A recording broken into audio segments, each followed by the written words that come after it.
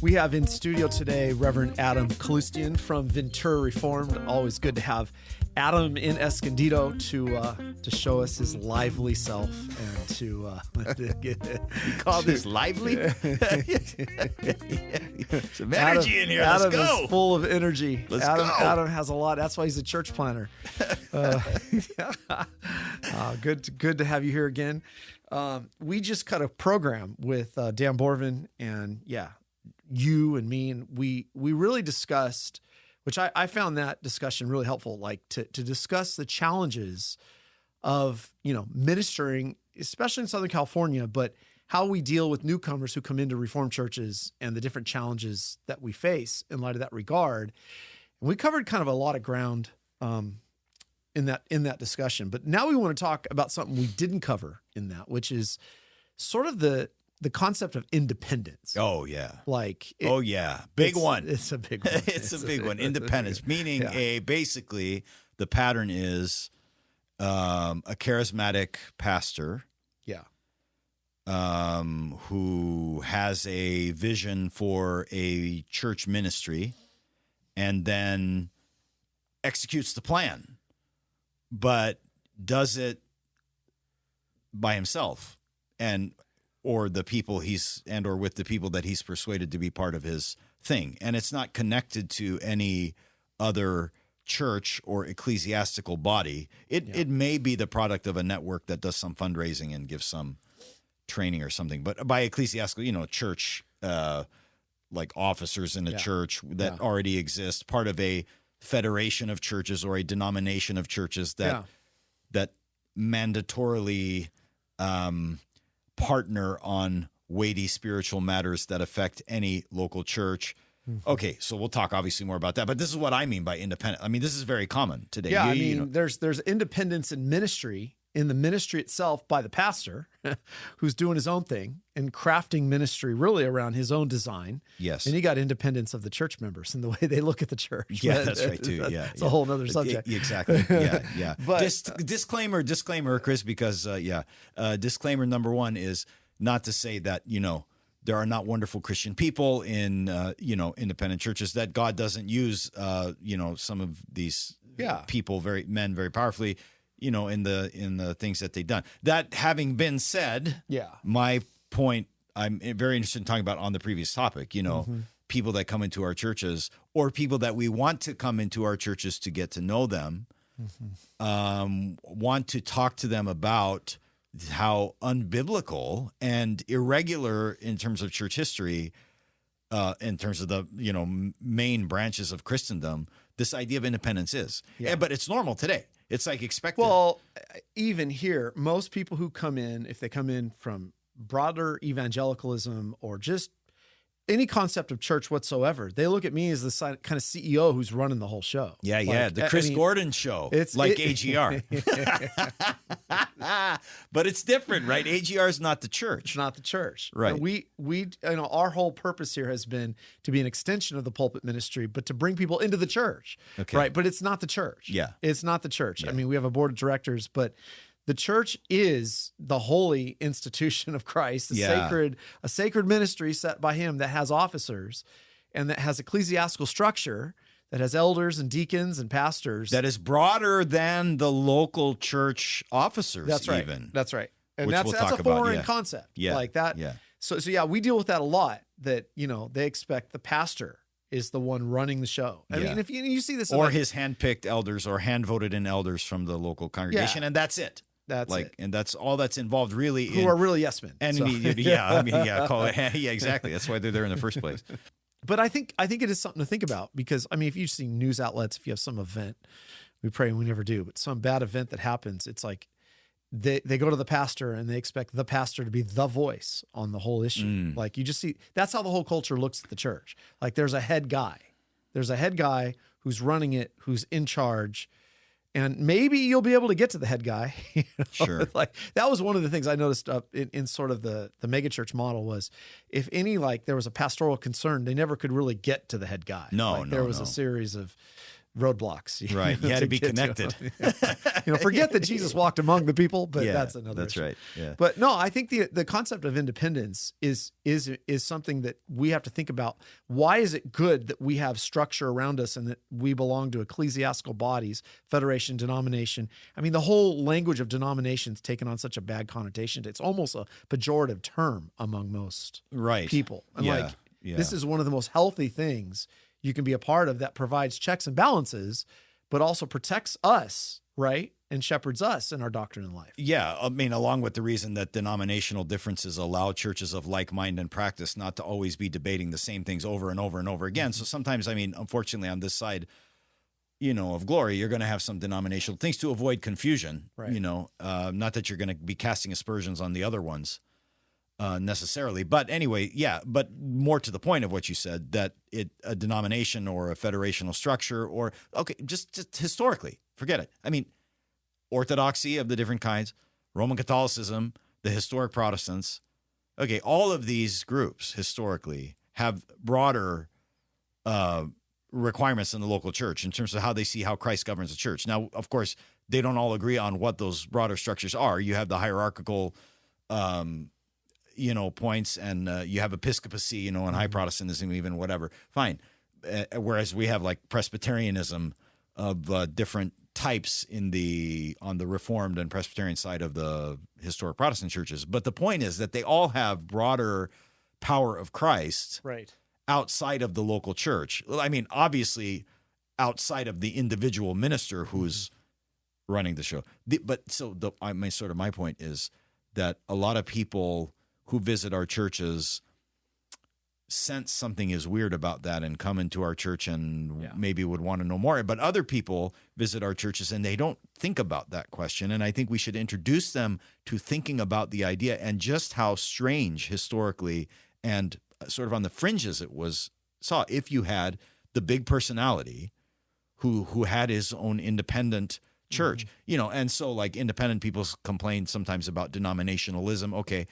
For the reasons we stated, sometimes denominationism is good, but it's not as if an independent church is not a denomination either. It's a denomination of one church, of one guy is really what it was. Right. And somehow this church cannot find even enough common ground to belong to a broader ecclesiastical assembly, church doing the work of the church business assembly group is kind of scary to me, honestly, but it's become the norm, unfortunately. Yeah, it has. Maybe in the entrepreneurial West, it has something to do with that. We're market-oriented, business-oriented, consumer-oriented, so you have to be a brand. You have to make yourself a guy, and you have to, the whole ministry is built around the personality. Right. Right. Who's really selling a product. Right. I mean, that's what it kind of comes down to. Is the product attractive, and that figure represents that product. Right. And his the idiosyncratic view of, in this case, the product being whatever he believes, wherever he draws the lines, and however that's expressed in not just his teaching explicitly, but how how he runs the church. I'm coming back to the disclaimer because I don't want people to get mad at you because of me and say oh, you're being no, I'm not Christian people. I get it, but this is some of the confusion in the church. We're talking about the gross abuses. I mean, we don't have to get to that. Right. People. That's what people know about. I mean, obviously, when you have a person who's a law unto themselves, or they handpick a small local group of people that they are accountable to only, that's where you're ripe for abuse and of different kinds, some more serious than others, and so this is a problem. We need to talk to people about it. It's not just a problem in Protestantism. Roman Catholicism has a pope as the head of the church. That's true. They have that kind of independence with that. They do. And it is really ex cathedra, whatever he decides from his throne is doctrine, settled doctrine on the matter. This is something built into us as human beings. Humanism is, but it's something that, we think. And part of the problem is we have a head of the church who is Jesus Christ, right? We are servants of Christ, but people tend to put their trust in a man. Sure. And so they look for a central figure who is to be their sort of guiding light instead of Christ. Right. And that's our great concern. Yeah. Right. And our basic understanding, in the scriptures, Christ rules his church, of which he alone is the head, through the office bearers that he appoints, who in the local church, elders and pastors, and we're not going to get into the details, I don't think, about the governmental, debates and things now as far as how that all plays out. But just to say that those elders and pastors have a responsibility, according to the scriptures, to have an affiliation more broadly, right, so that they conduct the weighty matters of the local ministry with the partnership and accountability of the broader assembly. So things, for example, like the ordination of a minister of the word when the person becomes a pastor is not merely a local matter. In our system, meaning in the URC, our local consistories elders are the ones that ordain a minister, yes, but they don't do it without the prior examination of a broader regional assembly where they go. Of course, it's not just the exams that they go through, the formal oral exams, but of course the credentialing that leads up to the exams and the requirements of that broader group of ministers and elders in the churches who supervise or entrust the supervision of their training to others, that by looking at their transcripts and by reading their reports and even in some cases doing background, checking references and things, are vetting these men and their lives and their beliefs and their training prior to a local church calling and ordaining them to be a minister of the word. That's that's one weighty matter. That's important. That's really important for people to understand. We went through as ministers, and this is not patting ourselves on the back. This is a noble calling, right? This is a very important calling that requires training, vetting. Not anyone, and this is part of our problem. It's like, I passed by a church one time and they said, minister everyone. This is the mentality. Anyone who just feels called to this, can get in. Oh, the guy's a personable guy. Yeah. He loves the Lord. He loves people. Yeah. He can make things happen. So he's make him a pastor. Yeah, make him a pastor. Wait, what? I have seen this so much in Christian ministry. Yeah. Where guys who've had no training are put into this position. And at some point it usually tends to crash. But I think it's important to say, listen, we wouldn't do this just anywhere. Mm-hmm. You get some bad disease, you go to a doctor. Would you really want to go to a doctor who's self-appointed, proclaimed, appointed doctor who said, I feel like it? No credentials. No credentials, never studied, never trained, never went through a vetting process, never took the MCAT, never, whatever it is. Is that the exam? MCAT, I don't know. Is that the entrance to medical school exam, I think? So. Yeah. Whatever it is, it sounds hard. Yeah. So, the point is like, this is in the Church of Jesus Christ. We went through a lot. I remember a young man years ago saying, I want to be in ministry. And I said, well, you really need to go to seminary. Well, seminary, said Freudian slip. Exactly. Did I say seminary? Oh, he said that? Yeah. So he said. Oh, sorry. I said, you need to go to seminary. And he said, what do you mean, cemetery school? Somebody told him? Yeah. It's like, So this was the mentality. And I said, why in the world would I ever expect to entrust my family and children to your care if you're not even willing to be trained for it? Sure. It's like, and vetted. And think about for all the good guys so I mean, look, there are people who look, let's just call it what it is.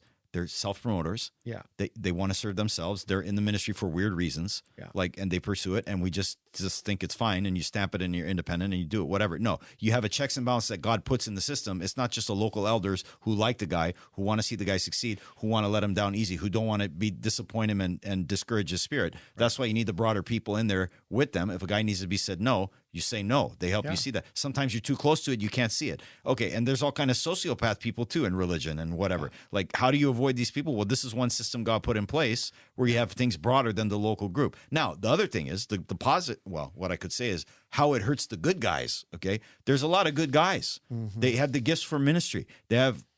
They need to be helped and encouraged by a broader group. Maybe the local group.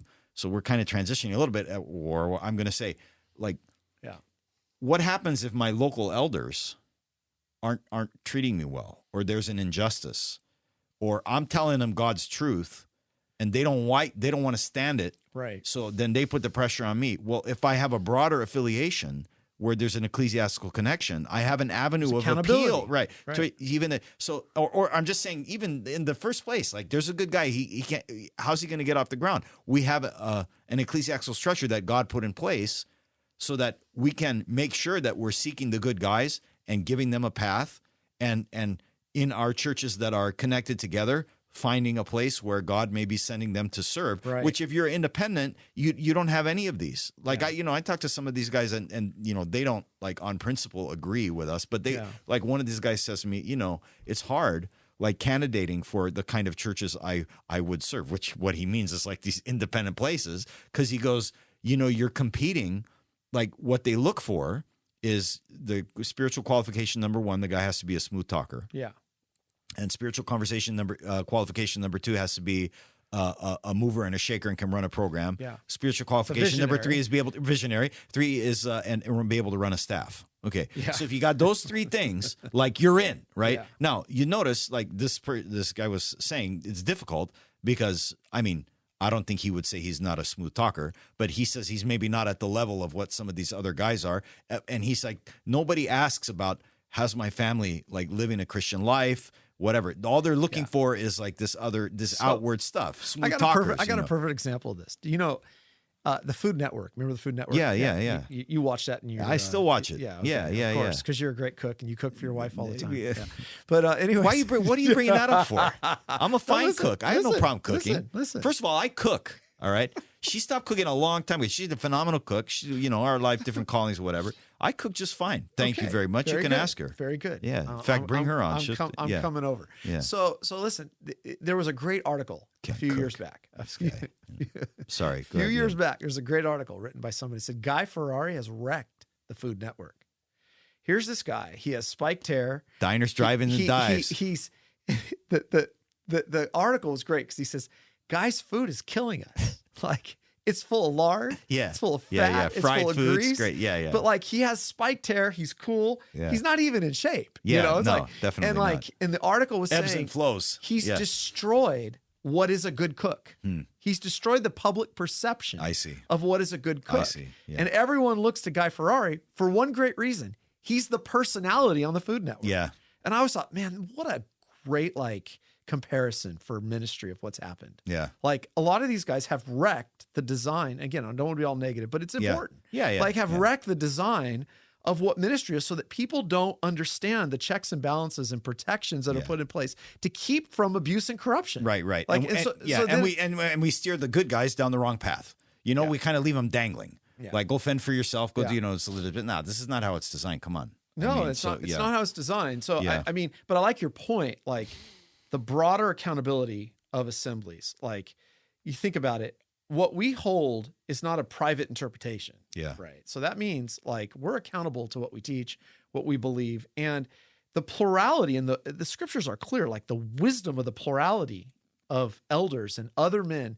We have structures that provide this accountability. That's why you have denominations. Yeah. Right. And they advise, they correct, they admonish, and they help local elders to protect the pastor from himself often. Yes. Well, and right. And one of the, tools, right, that's used that basically it dovetails with what we're talking about is like the confessional standards, right? So these ecclesiastical unions where there is the local churches connected to its broader assemblies, with the other local churches, pastors and elders, are agreed on a set of writings, three of which, in our case, we have inherited from the Christian church, the ancient Christian church, in the creeds, and three of which are reformational writings.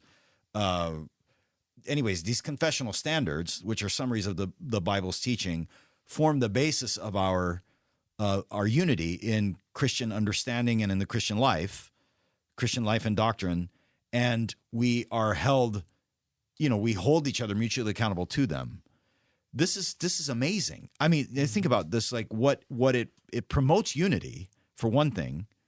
Another thing, it protects, like you and me, we're more careful about what we say. Mm-hmm. Far be it from me ever to run off at the mouth and say things I shouldn't have said. Right. But, one of the things that kind of controls me and is that I have to answer to not only my local elders, but to my broader colleagues in the classis of churches, so elders and ministers like you that serve in the same region, and then even more broadly than that, like the other ministers and elders in the broader federation, with which to all of them I have subscribed to these confessional standards, and I have sworn that I will not teach anything publicly or privately different than them. Now, of course, if I become persuaded. How important is that for your for the families of your people that come? Oh, I cannot understand why people put so much trust in even a good person.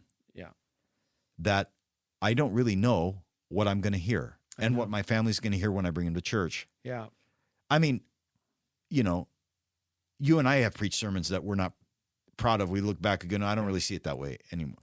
Well, but he didn't say anything outside the confessions. Right. Right. I mean, that's we had sort boundaries of around exactly. us. Yeah, boundaries around us. Yeah. I find, and I see this frequently in sort of mainstream, broad, just even like community style churches. And again, not trying to bash here.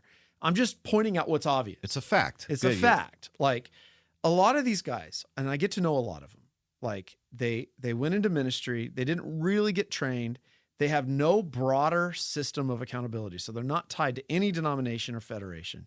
It's just that local church. And all the time I see, these guys are trying to figure out ministry as they go. Yeah. They don't have any process for how to handle difficulties in the church. They don't have any process for how to handle disciplinary situations, faulty doctrine, bad situations, and they have no roots to any history either. That's it. And little to no meaningful understanding or interaction with the great conversations of the Christian church throughout history. About where they came, how things go, what like the things. Christians work through these things before. It's very selective. It's like handpicked to support whatever your view is without like sort of a careful studied interaction with things that have gone before. So, you know, one comes up to me and says, you know, we're dealing with a guy who's doing something terrible in life of the church. It's a really bad deal. I don't know what to do. Yeah. Like, what do you mean you don't know what to do? I mean, like you don't, well, I don't know what to do. How do you handle that? Yeah. So I sat down and explained to him, well, we have a disciplinary process, right. but we also have an accountability process, like that protects us, that we can go to these broader assemblies and ask for advice and help on how to help so that we're not just figuring this out as we go. Or how about this one? Okay, so this situation, let's say this guy in one of our, let's say this happens in our church, one guy, you know, let's say it's because Chris didn't like him. And so he got in a little whatever, you know, far be it from you to, you know, puff out your chest. It happens, right? And then, but let's say, you know, because the elders don't want to go against Chris because, you know, he's God's guy. So let's say they kind of, well, here's the thing. When you're in a God-designed broader assembly accountability structure, broader assembly, by that I just mean, you know, the broader group of the churches meeting together, pastors and elders from the churches meeting together occasionally. When you have that accountability formally to that group, what happens is if I get wronged in the local church, I have a right of appeal to that broader assembly before, let's say, like that church would ever come down and say you're excommunicated, meaning, you know, we declare you outwardly not a Christian, or you're not welcome at this church because your behavior is inappropriate. Like we're not allowed to do that at the local level unless we have gone through the right steps within the broader assembly. Protects everyone. Absolutely. And this is good because we're not an oligarchy. Yeah. you know, it's like we're not ruling here. So a lot of times the final appeal is just, did the senior personality agree with me or not? Yeah. Okay. And that's right. Okay. But the reality too is that some people might be listening. They say, look, discipline, what are you talking about? Yeah, like put people out of the church. Awful. A lot of these sounds people, awful. They're in these. A lot of times, independent church has no membership structure at all. It's come and go as you please. Right. It's, you know, if you're compelled by the guy and his program and the band, great, and then you move on to the next one later. And so some people are thinking, what is this at all anyway? But look, if that's how kind of we think, we have to go back and read the New Testament. I mean, what is Jesus talking about? Matthew 18, in this process of confronting, and then telling discipline. It to the church. What is the church? Or when we tell read, it to the church. Submit to your elders. That means there's actually people that you have some sort of a relational accountability to, and we're saying that they also have accountability outside of their own local church to other people as well. What we've created is, Adam, is the situation where because it's a sort of the senior personality, I say, or the CEO figure who's really running the show, there's no accountability for him, but they've set up a church structure that there's no accountability for the people. Right. So that's why membership is almost all but foreign concept today. And we wouldn't do that just anywhere. If I go down to LA Fitness and say, hey, I want to come in and use the facilities and, lift weights but I don't want to make any membership commitment. Yeah. What are they going to say? See you later. Yeah. This is Christ Church. Especially right? not at a fitness club. They will definitely get you signed up. Yeah, for sure. Yeah. So the point is it's protective of you when you join a church. Like when they have membership requirements, there's membership requirements, but there's also accountability structures for those who lead you. Right. And that's meant to provide a mutual harmony together. And when there's conflict, to have it solved in a way that's God glorifying and that doesn't make that man the final end of appeal. Yeah. Like you're saying. Yeah. Whatever. I mean, I think casting it, it's just ridiculous. Cast aspersions at denominations and the churches that have historically practiced these either hierarchical or broad or whatever terms you want to use, to describe the outside accountability and confessional standards and whatever, because these independent churches really are a law unto themselves. Yeah. Somebody to say, I don't believe in denominations. I don't believe in creeds or no, you do.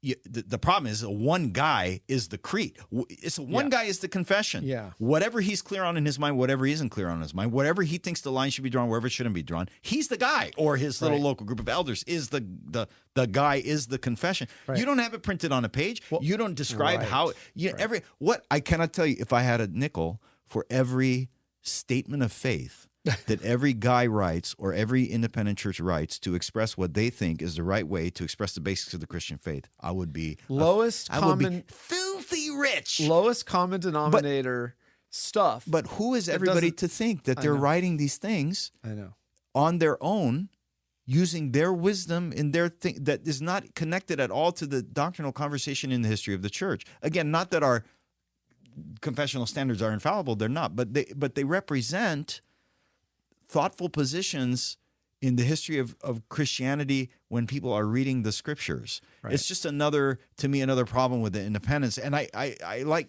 so if people are looking, like coming from the outside to our churches, I want us to just not only talk about our soteriology, our understanding of how God saves. That's the most important thing. Yeah.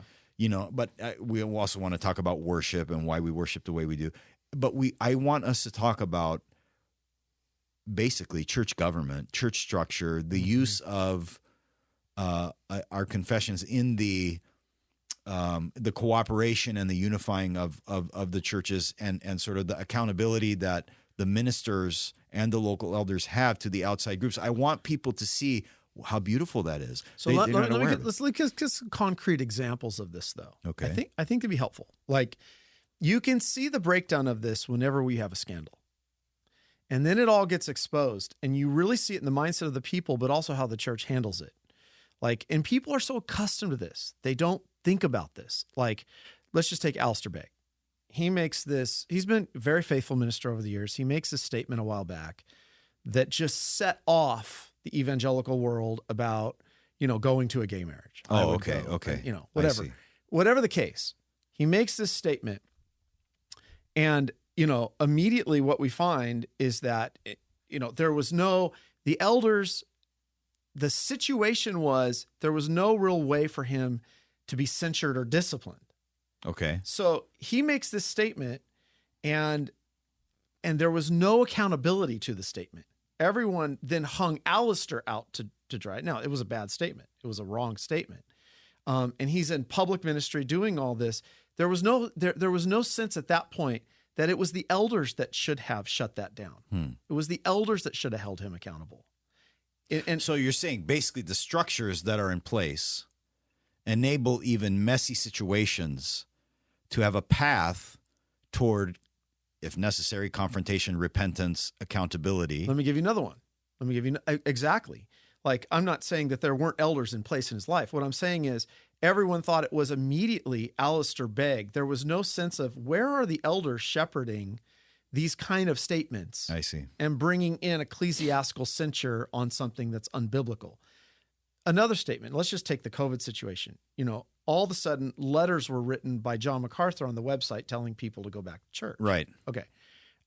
My immediate concern with that it's not John MacArthur who's in charge of Grace Community Church and instructing people on Wink, all this. wink. Yeah, it's Why you it's got to bring the- up John MacArthur? You try to get me going? It's the elders. Yeah, it's yeah. the elders. So my Yeah. point is, it's almost like the Pope kind of concept of where he speaks from the throne, then it's authoritative. And what if it's wrong? Those kind of letters, those kind of things that direct people in the public, it really should have elder oversight and Yeah. elder Yeah. care. Yeah. That would be my concern with letters like that. Let go me out. add to your There's sentence. not a sense elder, of that. There should be There's a elder sense of that, yeah. and with the elders who have that a meaningful connection to the broader assemblies for their weightiest matters of local work. Yeah. Anyway, we won't Public statements require ecclesiastical wisdom. Yeah. That's what I'm trying to say. Right. Right. So we see this breakdown all the time where everyone looks to whatever so-and-so said is the issue, right or wrong. And they haven't thought about what are the ecclesiastical safeguards around that, and have those been exercised? And is it the church making these declarations, or is it the pastor who's in charge of the church making these declarations? And that's how people look at it. That's what I'm saying. Yeah, that's right. Even like in a church planting context where the elders of our church are, in Pasadena, right? So because we're not what we call a particularized or an organized church, we're a church plant. So essentially, we're a function of the Pasadena church in Ventura until the time when we have our own elders appointed, which would be recommended by the elders that are in the Pasadena church, and then go through a process of approval by the broader assembly before that. Anyways, whatever. My point is simply that I think about a lot because the elders, like, I consult with them, I get things approved by them. Even when they delegate a lot of things to me, it's like, Adam, stop calling us like about these little, like, whatever. We know on these issues you represent our Right. Okay. But it's important for me to always state, like, You're not an who we're independent under. actor. No, we're not. You're not an independent We're actor. not. Who we're under. Coming back to the Yeah, example with right. MacArthur, like there was a letter written to Newsom calling him to repentance from MacArthur. Now, that's okay. So this is my point. Like, if you're that's going good. to make a statement like that, Sure. and we could argue whether the churches, how they do that, should they do that, Yeah. all those kind of things. Yeah. That's not what I'm talking about. If that kind of call is made to a governing official Right. to repentance because he's sinning publicly, should it just be the pastor who's viewed that way Yeah. as the central figure in his boldness, Right. calling everyone Yes, to it this? is. Or Yes, it is. should it come, this is my whole point on this, should it come from elder oversight and from elders and not the personality? Yeah. Or maybe it would have more sticking power or credibility, or it might get more play. It might get more eyes on it if it came from, a broader assembly. So, like, let's say a whole, and not even just one denomination or federation, but let's say, like, in our context, right? So, we have the denomination federation, United Reformed Churches in North America. We have our churches, but we're not just our own denomination. We have ecclesiastical fellowship of different levels with other Christian denominations. Even outside of that, we belong to the North American Presbyterian and Reformed Council. Outside of that, we belong to the International Conference of Reformed Churches. Now, I think if we wanted to send a letter to Gavin Newsom, it probably would be better received and more potent if it came from the ecclesiastically connected, group of churches that are in, say, the two regional groups of churches and all the sister denomination churches that are in the state of California coming together as one letter, Right. where we have shown we're not just a network, Right. where we sort of agree on these generic principles or whatever. They have these networks. It's not the same thing as ecclesiastical denominations, but it's a group that historically has shared a common thing and an outlook on life. And that's something of more substance is the point. The point is, notice who we're talking about, though. We're talking about figures who've received so much approbation, so much notoriety, so much attention, and their platforms have become so big that we don't even, this is my whole point in raising the Begg and the MacArthur situation. They're so big, we don't even think of the fact that they're in the Church of Jesus Christ. It is intended to have elders over them. Sure. Who think Who of also have a broader. and who they're not freelancers. Mm. They don't. We saw this with Steve Lawson, like the Steve Lawson thing. You know, he gets in trouble, and what we find is it was, you know, as far as we know, there was not really a direct tie to membership in the church. There was no sort of elder ecclesiastical censure. He was mainly an itinerant preacher coming in, so there was no accountability structure over him in this. So you can essentially fly under the radar of ecclesiastical authority. You can build a big platform in our nation. You become a big name for yourself, write books, and you become so big that you become bigger than the authority structure of the church itself. That is a problem. Yeah. And that's what we're reacting. And a celebrity culture that we live in, you know, this might be particular temptation, right? You know, personality cults for our, churches in the West. Right. So what, anyway, so that plus you have God's plan, do it a different way. Like you just do it. So you want to talk to people about this. I think it's a great blessing. And it's far from actually being inhibiting. It's actually very freeing. It's protecting. It's protecting and freeing. Yeah. I mean, I don't have to worry. When I go to church, what I'm going to hear from the guy. I might not agree with everything biblically about what he says. There's right? a good point. But I'm not going to end up being cynical because I know what the man is committed to when he reads the Bible and when he proclaims that. Now, he might say something I don't think he has a particular interpretation or application I don't think is right, but we've all together agreed on this core expression of the thing to which he's formerly was ordained in the first place under the guise of that, and to which now he's accountable not only to his local elders but to the broader group. And we have a community that gives me a kind of peace and freedom that's a beautiful thing. Yeah, that when you think of Jesus and the doctrines and commandments of men that are imposed on people by systems that have no accountability in the church, what you end up with is legalism. And so it's a huge problem. That's what Jesus was condemning in Matthew 15. But it was like a question I got years ago. We had Ligonier did a conference here, and a good question came in, and somebody asked, "Listen, I believe my church is picking heretical music. Yeah. I can't sing it. Yeah. What do I do?" Yeah. Okay. That's a great question. Right. Like, okay, so what's typically happened in these models is it's not even the pastor picking it now. It's the praise band guy. Yeah. The music picking team.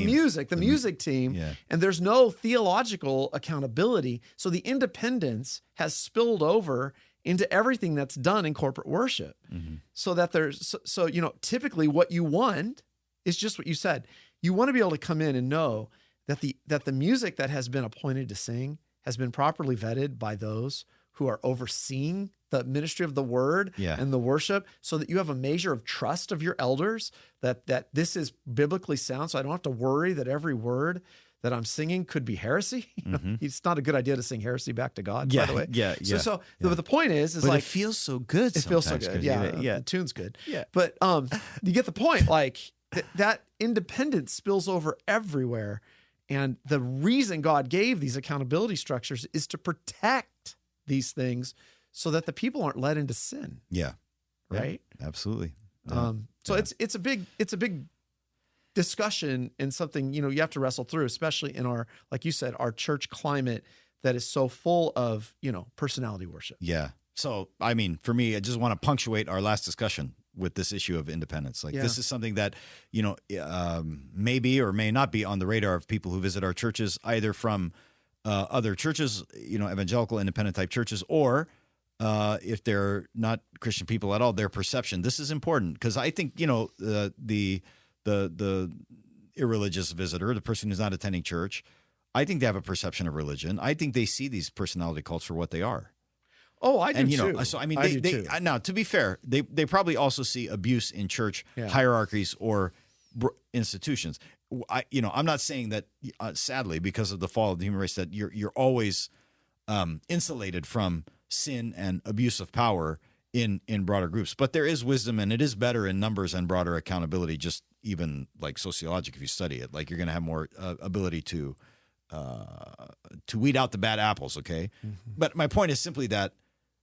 Whether it's a person who has experience in church and has seen the problems with independence and experienced it themselves, or it's a person who's just on the outside but notices, it probably is better that there's a system of credentialing and there's broader accountability. It doesn't mean this is important. We need to talk to people about this. It doesn't mean it's perfect. You can still have very, very tragic, abusive situations happen in the life of the church that even in ecclesiastical venues and church courts, they can fail. Yeah. Like Luther said that, Yep. right? So that can happen, but it's still the best model that God put in place for us to protect us, to protect us as pastors, to protect the sheep. And we want the people to know that when they come in. Like, listen, we're not just freelancers. We're not just up here communicating our own ideas. We are given, in our church order, it says that the elders are to oversee the minister of the word in his doctrine and his life, and in the preaching ministry, like what he's saying. They have a responsibility, if we're saying things in error, to correct us. And we're supposed to willingly receive that. Right. So it's important to know that the person comes in that, listen, there's a structure around them that you can trust that this has proper accountability so that you are protected, and so are we. Yeah. Yeah.